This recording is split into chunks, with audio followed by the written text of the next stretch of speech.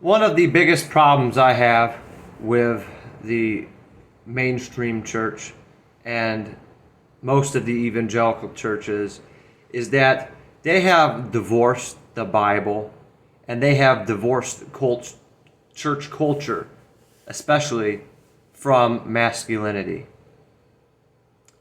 And my belief is that men that go to church have been divorced from their masculinity twice as much as men who are living in the world, even with all the current political and cultural terminology that's going on today here in America. And the reason why I believe it's hit quote unquote Christian men double fold is because they're programmed and engineered by the culture that their masculinity is bad, but then they come to church and they're told that it's bad there too, because all the pastors say you have to be gentle, you have to be kind, you have to be calm, you have to show people the love of Christ all the time, you can't challenge anything, you can't question anything.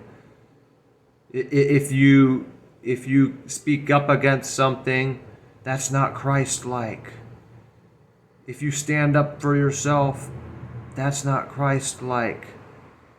And church is all about maintaining a good image. It's all about trying to stay perfect. It's all about appearing nice. So they get all that programming and brainwashing from the church as well. So from the world system tells them that they're inherently bad for being masculine, and then the church tells them they have to be nice all the time because they're Christians and they got to maintain this perfect image, because they got to emulate Jesus as much as they can. Because they're Christians, they got to be nice and they have to be doormats. So that's why I believe it hits Christian men double full. What about where Jesus turned over the table and challenged the money changers? What about when Jesus called out the Pharisees? What about in the book of Ephesians where it says, take a stand against evil? What about in the book of Ecclesiastes where it says there's a time to love and a time to hate? There is a time for peace and there's a time for war. What about King David when he took a stand against Goliath?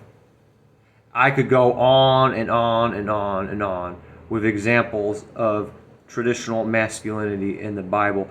I guarantee if there was a poll conducted for all quote-unquote Christians that, or I should say church-going Christians or religious Christians, and it was a two-option questionnaire. Let's say, hypothetically speaking, there's a poll done where there was these two options presented to the following question: how do you perceive the personality of Jesus?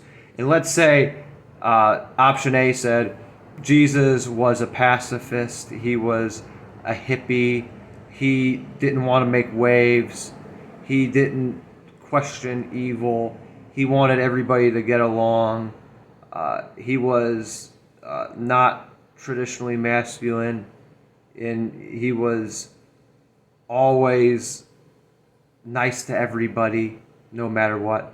And then you had option B saying he was a carpenter, he challenged the religious institutions of his time, he spoke out against what he believed or knew was wrong, he was a working man, he was a laborer, so he was in good physical condition, he took initiative.